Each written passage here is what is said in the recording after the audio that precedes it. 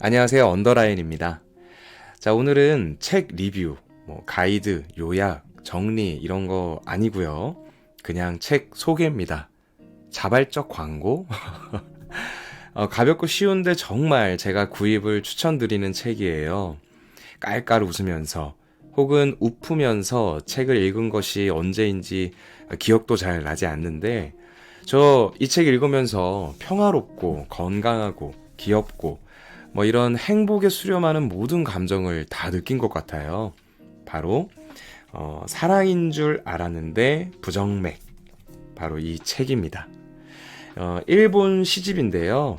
정확히 말하면 센류라고 하는 일본 정형시의 한 장르예요. 우연히 몇 장 보고 너무 반해서 제가 바로 샀거든요. 이게 일본의 전국 유료 실버타운 협회에서 주최하는 실버 센류 공모전 이런 게 있나 봐요. 그곳에 출품된 작품들을 모아놓은 책입니다. 실버 하니까 느낌 오시죠? 실버타운. 네, 나이가 많이 드신 분들이 혹은 나이가 많이 드심을 준비하고 계신 분들이 늙음에 대해서 유머, 해학, 통찰 이런 것들을 가지고 이 센류라는 시로 표현하신 거거든요. 왜 이런 책을 읽으면서 제가 행복했는지 바로 이 책 살펴볼게요.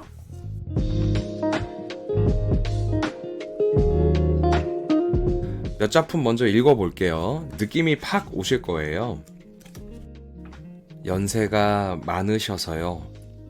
그게 병명이냐? 시고르사야. 마스우라 히로시 83살. 연명치료 필요 없다 써놓고 매일 병원 다닌다. 오르이치 타카마스 70살. 영정사진 너무 웃었다고 퇴짜 맞았다. 가미야 이즈미 50살.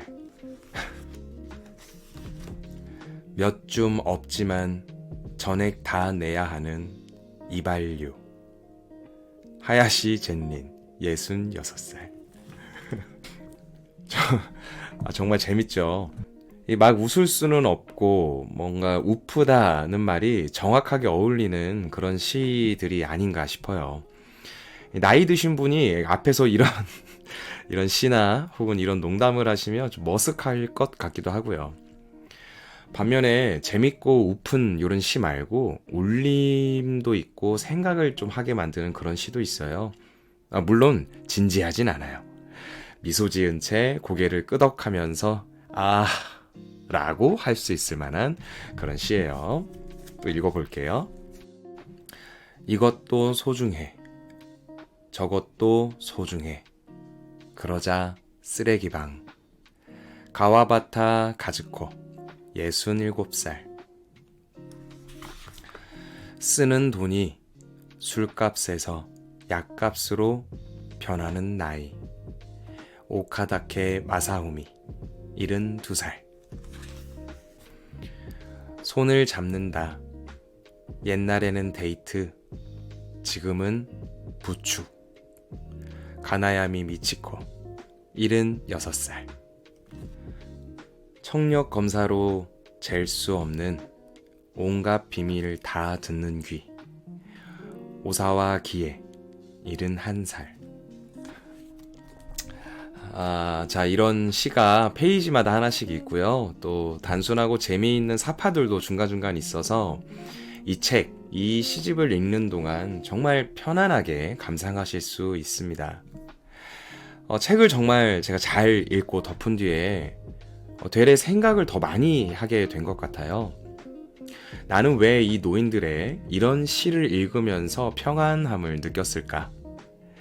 치열하다, 서로 미워하고 공격한다, 바쁘다, 불안하다, 각자의 정의로움으로 남을 지적한다, 자기 프레임으로 남을 재단한다. 이 전체가 평화롭고 개인이 행복하기 위해서 피해야 하는 표현들이 있다면 바로 이런 것들이 아닌가 싶은데 세상을 보면 좀 무섭죠.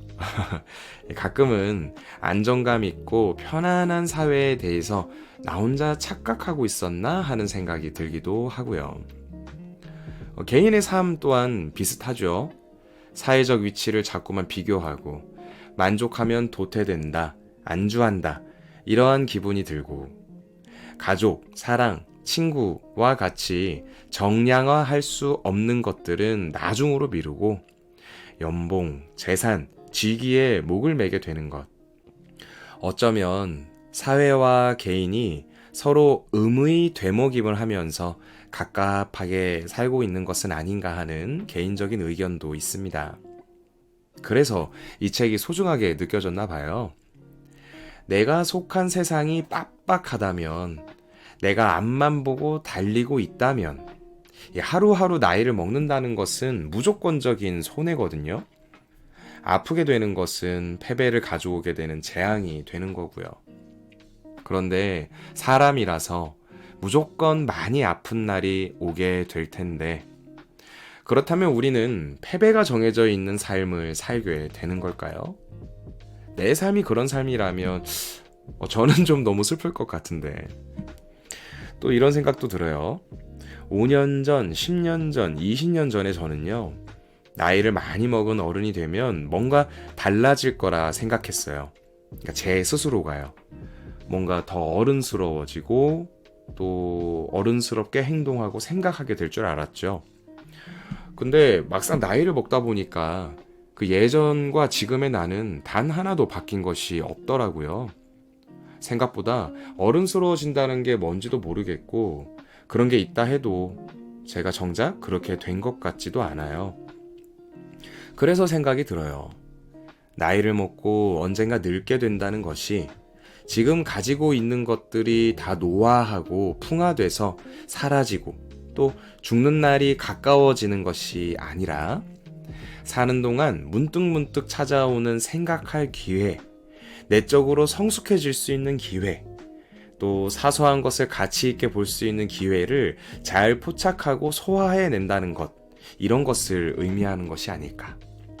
그렇다면 언젠가 늙고 아픈 날이 온다면 이 정해진 사람의 수명이라는 것이 무섭고 슬픈 것이 아니라 삶에 대한 태도를 되돌아볼 수 있는 기회가 되면서 또 다른 의미와 또 다른 즐거움이 될 수 있지 않을까. 저는 그렇게 되고 싶다라고 생각하는데, 이 책이 바로 그런 부분을 잘 만져준 것 같아요. 늙어서 아프고 가난하기도 하고 외롭기도 한 그런 상황들을 이 책 속의 작가님들이 어쩌면 저에게는 너무나 닮고 싶은 멘토다, 이렇게 느껴지기도 했습니다. 끝으로 이 책의 말미에서 이 편집부가 남긴 글이 있거든요. 그거를 읽어 드릴게요. 이 책이 가지는 가치를 정확하게 말해주는 것 같아서요. 안티에이징이니 장순이 하는 말들이 세상을 떠들썩하게 만들고 있습니다. 건강하게 오래 사는 것은 많은 사람들의 바람이지만, 한편으로는 가족의 형태가 변해 노인과 함께 살 기회도 훨씬 적어졌습니다. 그러나 나이 먹기 싫어 라고들 하셔도 명랑하게, 멋지게, 근사하게 나이 들어가는 분들이 무척 많습니다.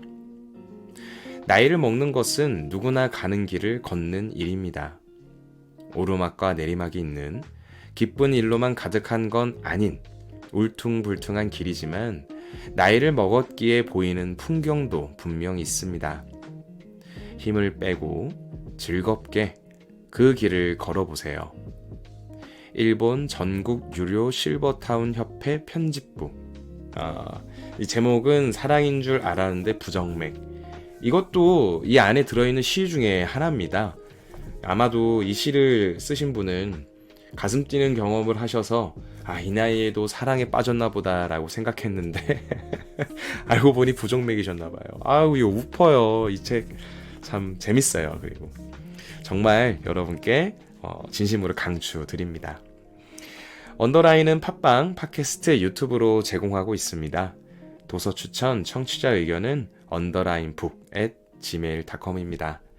지금까지 들어주셔서 고맙습니다.